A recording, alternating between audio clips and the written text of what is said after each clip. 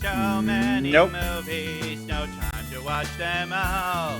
But Twig wants to see them, so we gave Dray a call. Now they're bringing on their friends, and together they will view these. So sit back and relax. It's Twig's Missing Movies.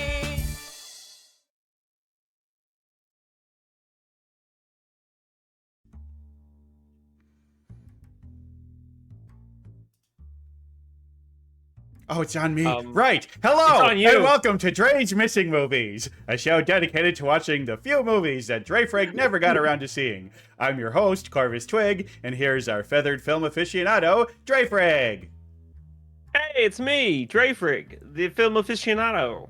Yes, except when it comes... And I'm not doing the openings on these Dray's Missing Movies, because that'd be a little weird, right? Look, Little odd. Rodney didn't have me on my cue card, so I'm blaming Rodney.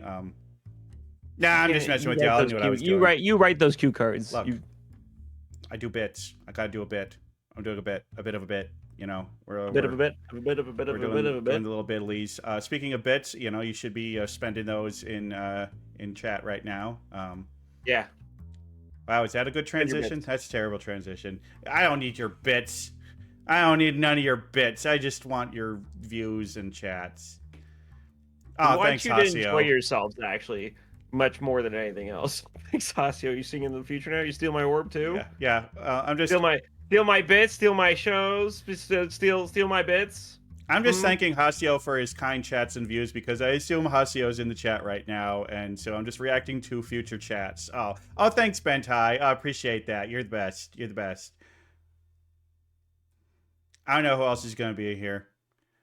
Well, probably our guest, No idea. who's Millie Mizuame, who has picked our movie this week. I haven't seen Millie in a while. This is actually Millie's first appearance on Twig's Missing Movies, believe it or not. Yeah, it is. It's her first time around. Yeah. Long time friend of the channels. Hey, if I look back at the people that were in the very first Spooktacular, Millie was one of them. That is true. Yeah. It's very true. That's actually how I discovered Millie is through you. So like, yeah, you know, full circle. Maybe someone new in chat will discover Millie. Who knows? It is nice having little VTuber circles. I've met some very good people thanks to you. Wouldn't know Bon, wouldn't know B, wouldn't know Kraka. But was Kyoko the bridge between you and I? I think she might have been. Yeah. I didn't know. Without you, I wouldn't know Kyoko at all. Oh, I thought without Kyoko, I thought Kyoko introduced us. How did you and I meet? I'm not sure. When did you and I meet? I don't know anymore. I don't know anymore, actually. I've lost track of time.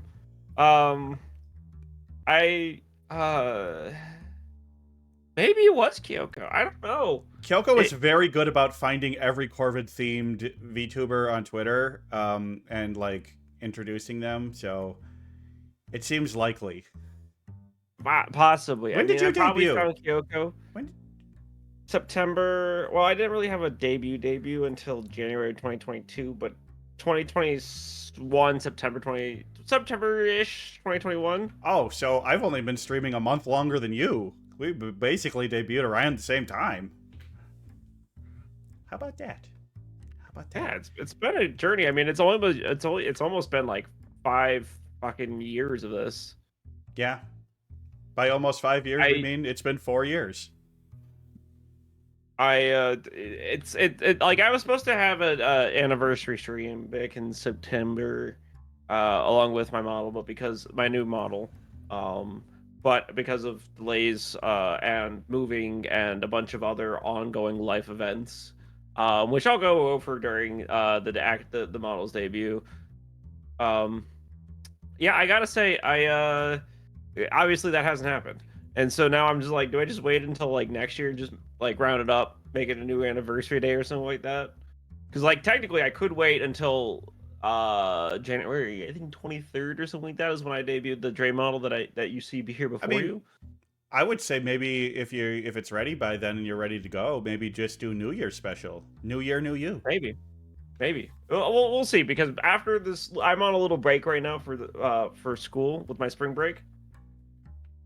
And after that, everything just starts ramping up. Like I have like end of year projects that need to get started and worked on, and essays to be writing.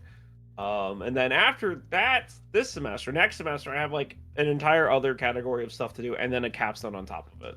I mean, the way that, work and obligations can sneak up on you, it's really quite malevolent or sinister, or it's more, what's a word that's more like crafty than that? Something that involves more slyness and trickery. It's on the tip of my tongue.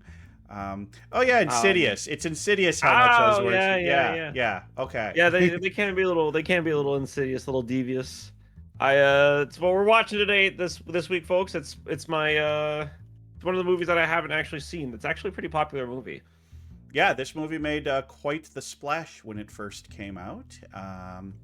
So let me tell you a little bit about Insidious. Well, it was directed by James Wan. We know James Wan. Written by Lee Wanell.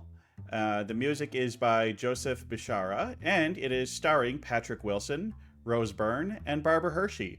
And this is a rare modern horror movie starring Patrick Wilson, in which he does not play Ed Warren. Patrick Wilson is known for playing Ed Warren in pretty much the entire Conjuring verse. But Insidious is not part of the Conjuring verse. The other dark universe, the Conjuring verse. I mean, honestly, like, in terms of like a shared movie universe, the Conjuring verse has a lot of movies. Is it up there with Marvel? No, but like, as far as a shared universe goes, it's one of the bigger franchises. But Insidious is not part of it because, as I said, Patrick Wilson is not playing Ed Warren in this one. He's just playing a regular old Joe Schmo who's got a creepy son with a Justin Bieber haircut. But yeah, this movie... Justin Bieber haircut is such a telling time frame indicator. I know, right? I mean, look at that haircut. That's the Bieber. But anyway, this movie was released on September 14th, 2010. So, 15-year-old movie. Opening weekend, it did $13.3 million, debuting at number 3 at the box office, behind Hop and Source Code. Two movies that I've never seen and don't know anything about. But yeah, it had a budget of $1.5 million. So on its opening weekend, it, almost multiplied its budget by, well, let's just say by nine times. But since then, it's grossed $54 million and $46 million internationally. So basically $100 million on a $1.5 million budget. This movie made some money. Quite a bit, I would say. But what did the critics say? Well, 66% of critics gave it a positive review based on 176, so 66% on Rotten Tomatoes. Average score being 6 out of 10. And on Metacritic, weighted average score of 52 out of 100 based off of 30 critics, so a little lower on there. But yeah, it's one of those kind of movies where it's like it's a horror movie. 66% is... It might feel low, but that's pretty middle of the road, but slightly high for a horror movie. But fans liked it, and it was a very popular movie. And it's one of the movies of the 2010 era that has kind of stayed within the zeitgeist. But then, being in the zeitgeist, I guess I gotta ask you, Dray, what do you know about Insidious? So I do know that Insidious had some critiques amongst friends back when it came out, that there was this movie came out like almost forever ago, it feels like. I gotta say, like, the thing that I know is that there's at some point in the movie where the demon or the ghost that like shows its face, and after that point it keeps showing up everywhere, and like the quality of the movie dips after that point, from what I'm told. Other than that, I think I've seen the demon's face everywhere because it's a meme. Because as far as I'm aware, and that might look like a certain character from a... It looks like Darth Maul. Yeah, okay, there we go. Looks like Darth Maul from your favorite Star Wars movie. That's about it. That's all I know. Well, here's the thing. I thought I'd seen this movie, and I'm not sure if I've seen this movie. Really? I've either seen this movie or I've seen Sinister. Both came out around the same time, and I've seen one of them. And I know I've seen the Darth Maul demon picture face, but I don't know if I've seen it because I saw this movie or because I've just seen all the internet memes around it. So I'm not sure if I've seen this movie. We'll find out, I guess. I would have seen this movie right around the time it came out. So in terms of like, hey, Twig, make predictions about the plot. Honestly, I might not do that much better than you would right now. But we'll see. But yeah, it's you do know that it's a demon movie, and you do know that the demon looks like Darth Maul. And yep, that's about it. That is kind of what there is to know about Insidious. So I guess, what do you think happens in this movie? Yeah. Well, you never asked me why I hadn't seen it. I can tell you why I haven't seen it, because I avoid horror movies. Yeah. Which is the whole the reason for this month. Yeah. What do I think is going to happen? I think Dad and his son are going to move into a new house. That's usually like the standard plot of a lot of demon possession movies. Move into new house. So this is the house has something in it, and they're new to the house rather than the demon being tied specifically to them. I wouldn't say that necessarily. Oh, okay, well, I would say but you're gonna say it starts with them moving into a new house. Yeah. You know, honestly, in a horror movie, that's a pretty safe first prediction. We moved to this new house. Is it a haunted house that everyone keeps telling them, warning them about, and no one's listening to them? Like, yeah, probably that's a safe bet. We're gonna say that as they're I don't know. Maybe they're moving to this house because they're like trying to get away from it all or something, because something was happening with their kid or something. Oh, so you're going to say... So, I just want to get this written down correctly. So is your prediction that there have been issues surrounding the son or something? Like, how do you want to word it? Like, I would say that they're moving to this house to get away from some happening in the past. I don't know what. How does that sound? Move to get away from an incident that happened in the past involving the son. Yeah, that's fine. Okay. Sounds good to me. Okay. Cool. I'll say also that as they're living there, the same kind of spooky things or the reasons that they moved keep happening, maybe. Okay, so continued. Oh, what do you want to say? Like bad events, negative events, or just spooky events, or? I would say spooky events start happening and ramping up. Events begin happening and ramping up. Okay. Okay. Do you want to give a specific about what kind of spooky event might happen? Maybe the kid starts talking in tongues, things start levitating, doors slamming, people getting injured, kind of stuff. Okay, I gave a specific, and then you just gave a list of like all the generic happenings of a movie. I want give me one specific thing you think might happen. People start disappearing. Oh, okay. People start disappearing. Okay, that's pretty standard. I mean, look at that. Look at how that kid's staring at us in the poster. That kid knows what he's doing. Yeah. Okay. Okay, let's give me two more good ones. Basically, give me some third act predictions. I think that at some point, the demon's gonna shed himself of the kid's body through maybe an exorcism. Oh, so you're thinking that the demon is inside the child and gets separated? Yeah.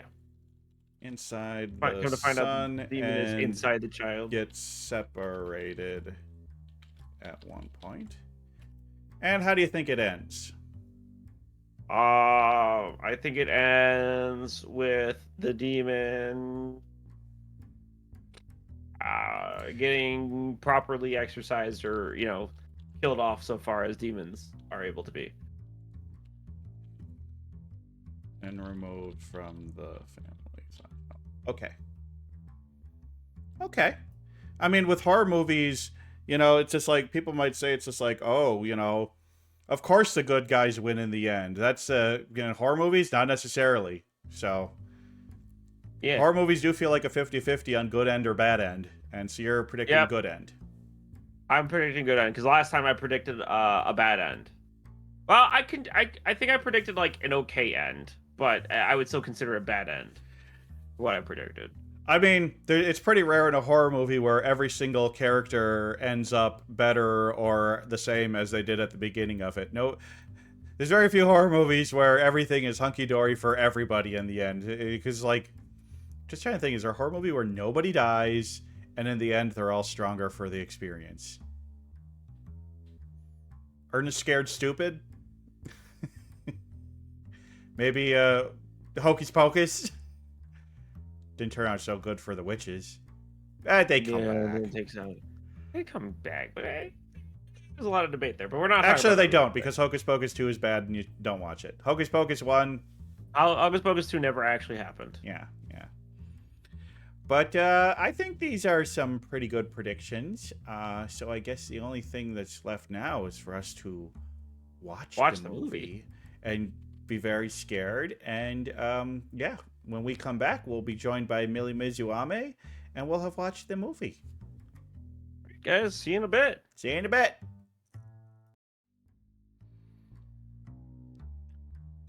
We lied. Wait, where's Tora? Where's Tora? Lied. Well, we lied. The part of Millie Mizuame today will be played by Tora because Millie is unfortunately a little under the weather and unfortunately couldn't make it. So we just brought Tora on because Tora was in to watch along. So welcome, Tora. Hello. And Rodney's trying to eat Dray's popcorn. Yep. Thank you, Rodney. Very cool of you.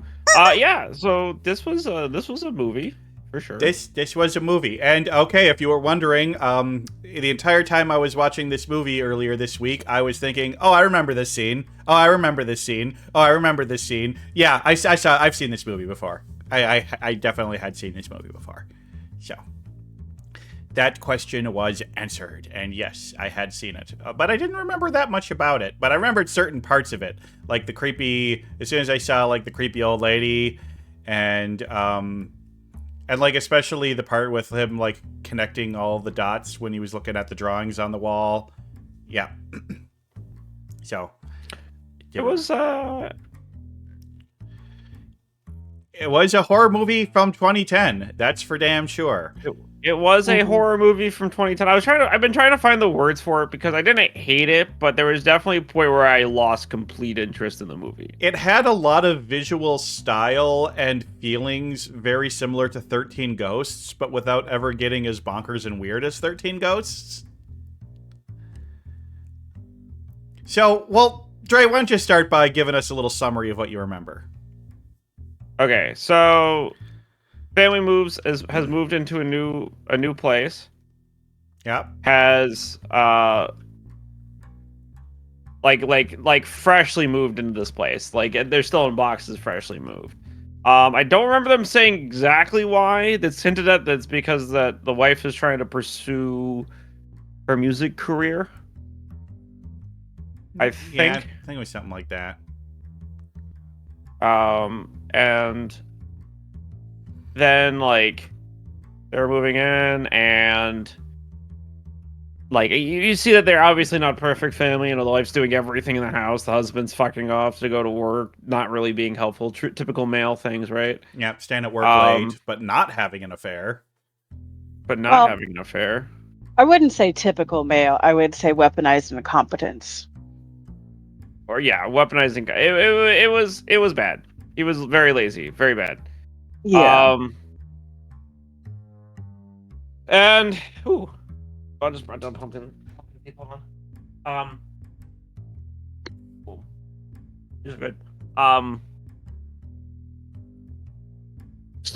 then the Stuff starts happening around the house. kid hits his head. Kid goes upstairs playing around, hits his head, sees a demon upstairs. No, he saw the furnace from Home Alone. First from Home Alone. You're right. So the demon upstairs went into a coma, and that's when things start really turning spooky. Like it's the younger brother, older brother. I think it's Notices, the younger like, brother. His brother's walking around, despite not actually being able to do that. Yeah, he's like, I don't like when he walks around at night. Mm-hmm. Of course, his parents are like, oh, that's weird, odd, whatever. And so that keeps going on, and the wife starts hallucinating things, seeing people in the house, losing her mind. Creepy Irish kid.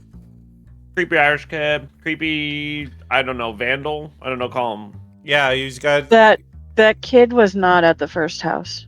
the kid was not at the first house. Yeah. That's after. No, it was later on. the tall, big, burly guy in the leather jacket with slick back hair. Mm-hmm. Yeah, he was pacing on the balcony. At some point, the ghosts get a little too rambunctious and cause what I like to call a break-in scenario at the house, where the alarm's going off, the door's opening up. the alarm's going off, and like the doors are being slammed open, and of course this causes a further breakdown from the wife, and so they decide to move again, and you know his mother-in-law comes and helps, and she talks and is like, well, I know someone. I know there's like other stuff that happens too.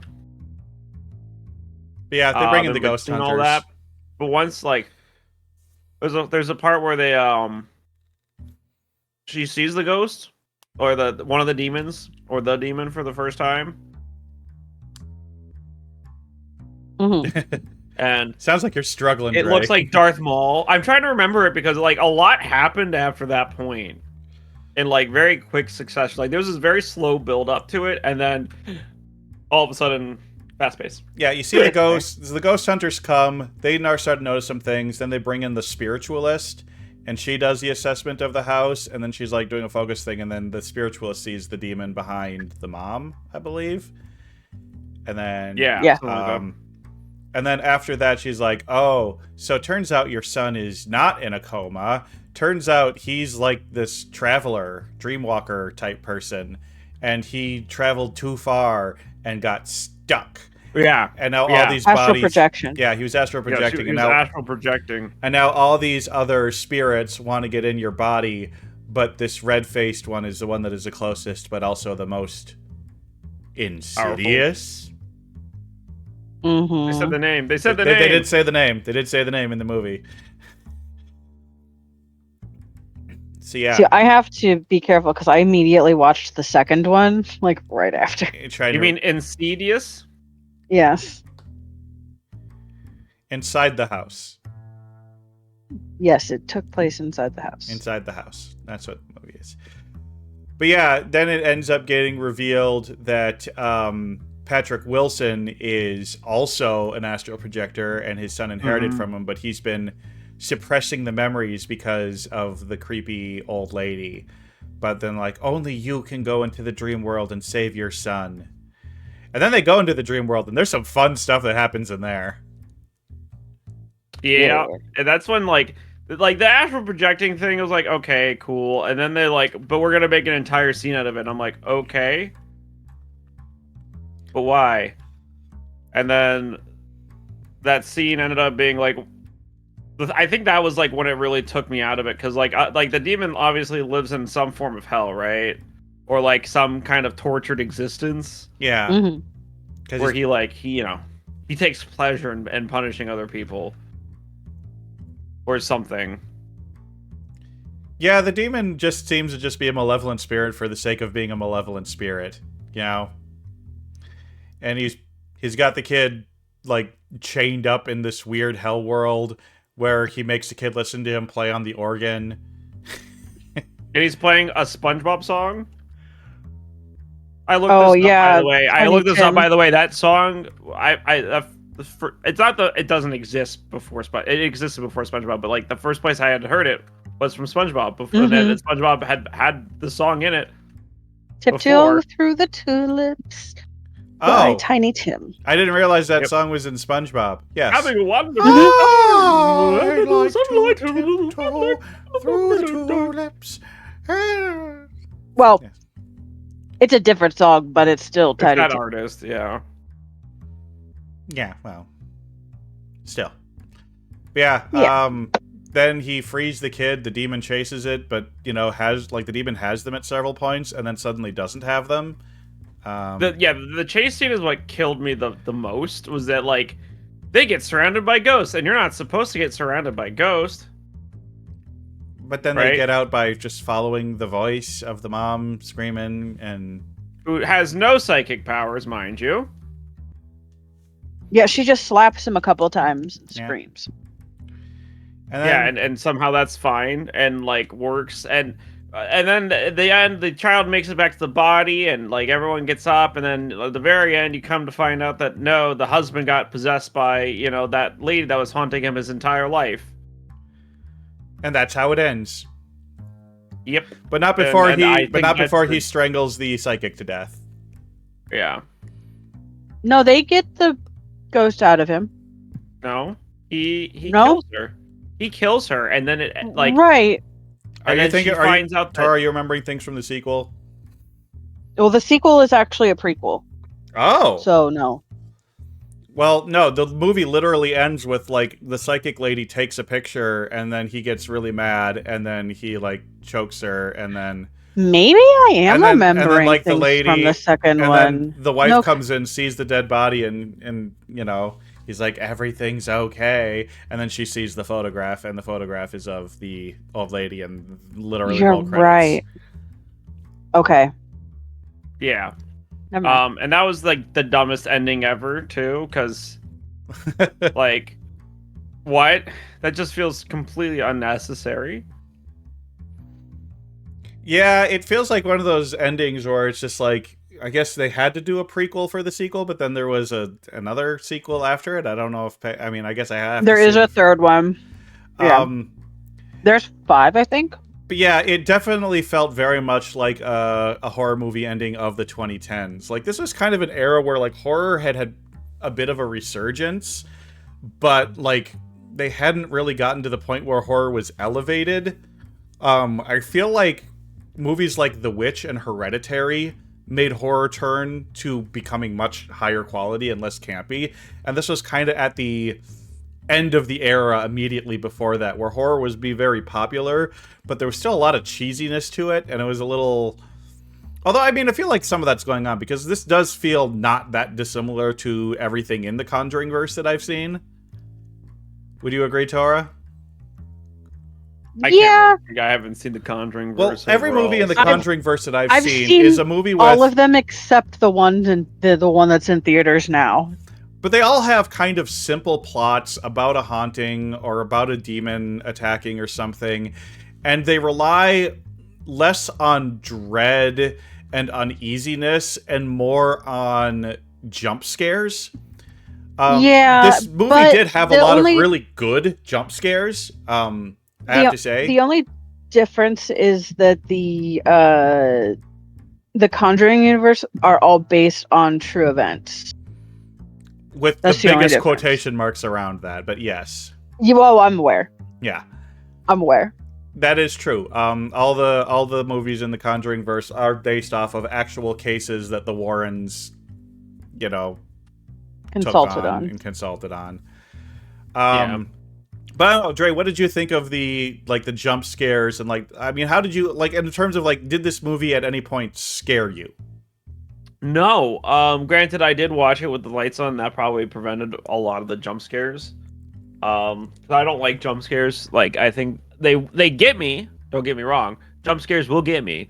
But I think that they're very cheap Mm-hmm. in regards to horror movies, and that a vast majority of horror movies use them in lieu of actual terrifying things. And would you say that this movie is no exception? And yeah, this movie is no exception to that because it's just a bunch of jump scares, and I'm like, okay, there was one that got pretty close, and I was like, you know, like I was like, and it was when the specialist comes in and takes a photo or like flips his UV light thing and like sees the twins or whatever they are. Yeah, that one was good. That one got me. I thought that one was like a good use of like a jump scare, right? Because it's like, okay, that's kind of like something you'd see out of Phasmophobia. Also, that entire sequence with the specialist is just a Phasmophobia run. Like you can't. Oh, absolutely. Yeah, you can't tell me it's not. I liked those two guys, the ghost hunter guys, because you start out thinking that they're just. It feels like this is the first time those two ever actually encountered anything paranormal. No, I don't know about that because they definitely like the one guy definitely like knows what things are. They've at least prestiged once in Phasmo. That's true. Yeah, I mean, he was doing really good with like the writing and the astral right. Yeah, I would say the bearded guy has definitely prestiged at least once. See, I know too much because I've seen the second movie. So yeah, that bearded guy. If you made the two places I'd seen him before is in Mad Max Fury Road and Furiosa. He's the medic guy. God, yeah, you're right. He's the guy that pulls the baby out and says, "Oh, it's a shame. He was perfect in every way." You know, thus setting up, "I heard a baby brother. He was perfect in every way." So he was that guy, and then also in Fargo, the TV series, season 2, he plays a pretty major character in that, and he's really good in that. Neat. Yeah. Neat. Yeah. I like that actor. It was kind of when I saw him pop up, I'm like, I know that guy. Here's the thing: is like I thought most of the acting in this movie was actually pretty good. Like the actors did a good job. The acting's really good. Like I believed that the wife was having an actual mentee be over everything. You know. Yeah. I could not get with the plot because the plot was kind of like if they hadn't been like, oh, all the souls of the tortured could get through, but there's one in particular that's really nasty. And we're just like, yeah, there's a soul that's been haunting your kid. Because there's like, I don't like when there's an implication that there is a hell equivalent, but never a like heaven equivalent. And or like a good side of the afterlife, right? I think what a lot of them say is like, there is a heaven, there is a hell, but people who are ghosts and still interacting are basically stuck in limbo, where they're going to go one of the two places, but they're stuck in this world until they can, finish their business, and stuff. Yeah, but they don't say that that's the case. They just say these are tortured souls. Yeah. Yeah,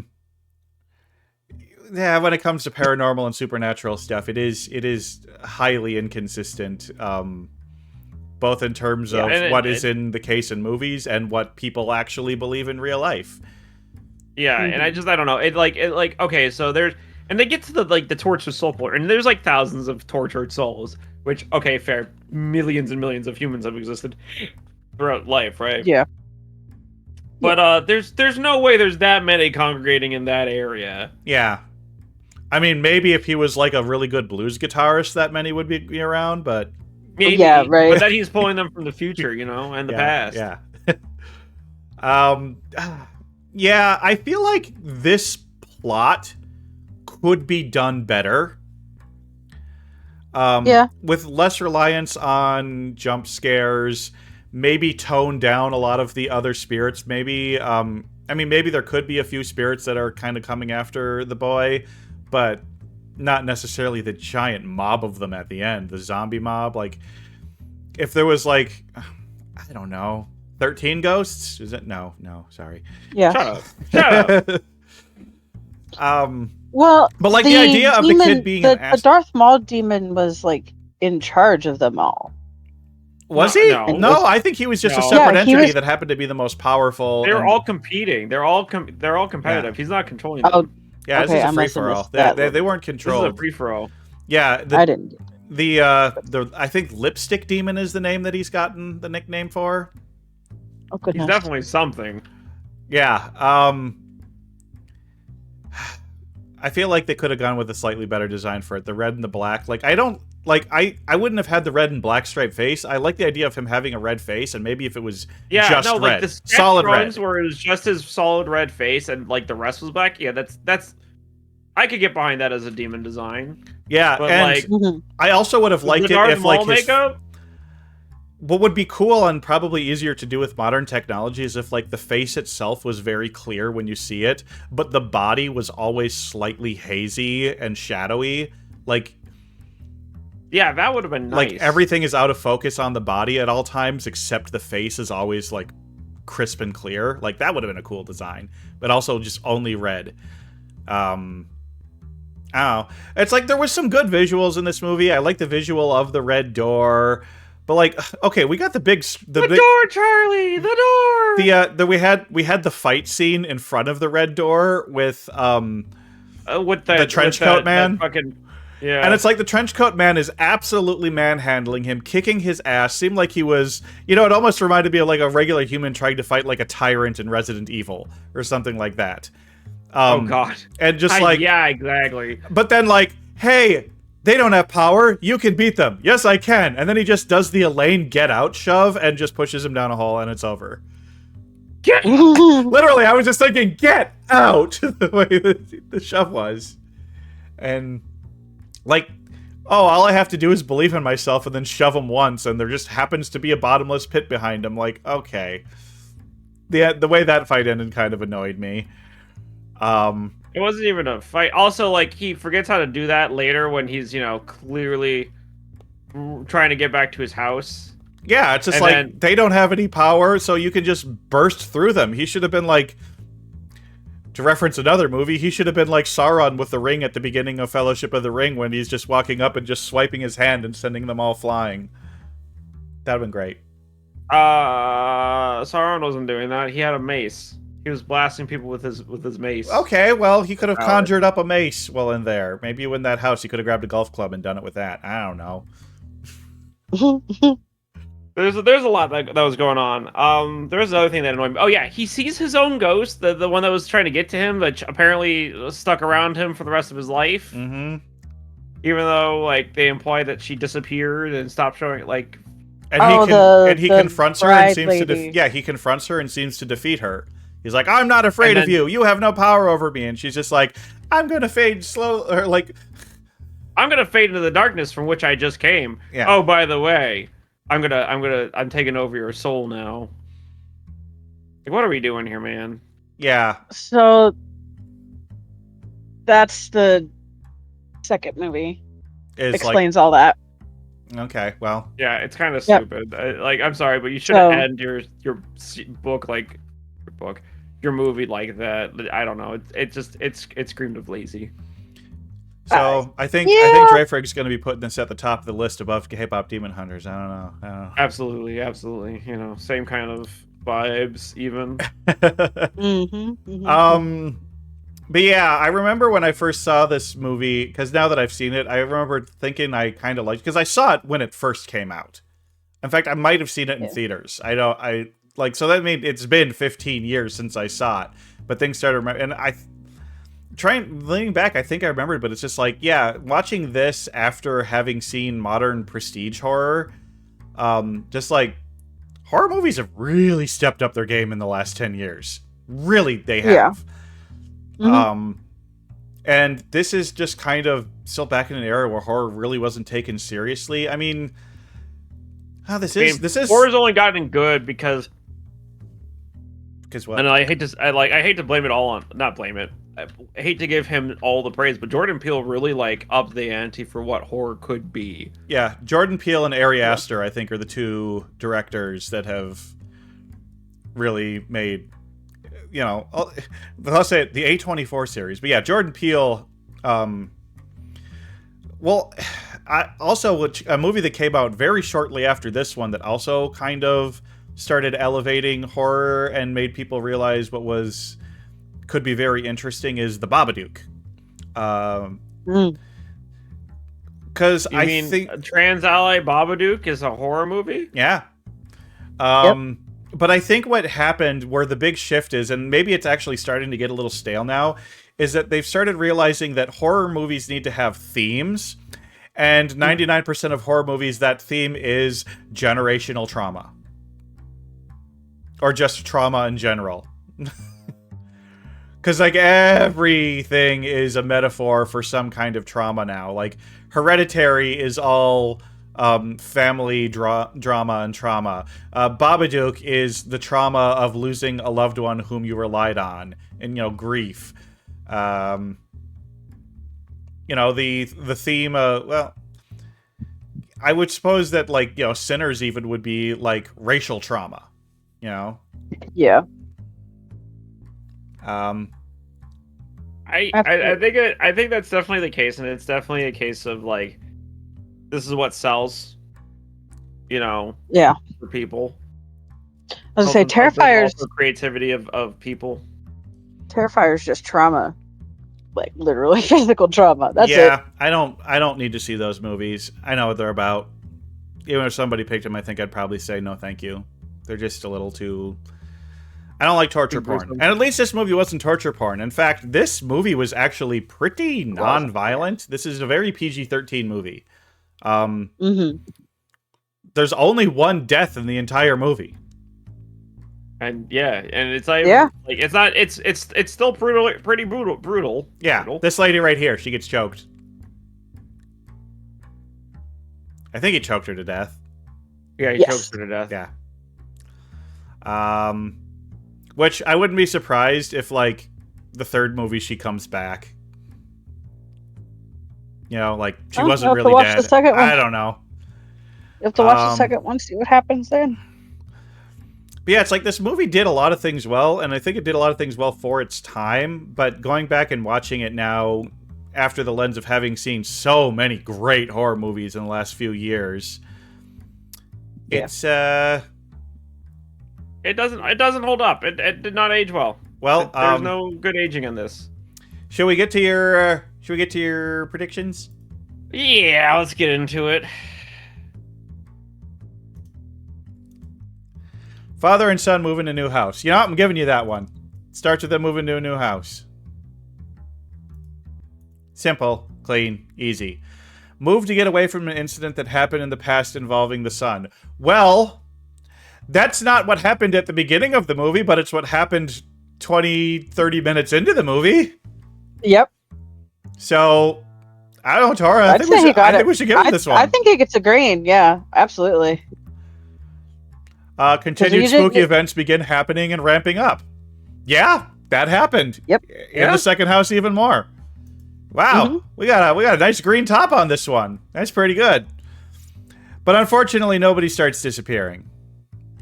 No. This movie would have been way too complicated if they tried to add in people disappearing with the current plot they had. Wait till you watch the second one. Demon is inside the sun and gets separated at one point. No, there really was never a possession. The demon never gets inside the sun, so I can't give you that one. No proper possession.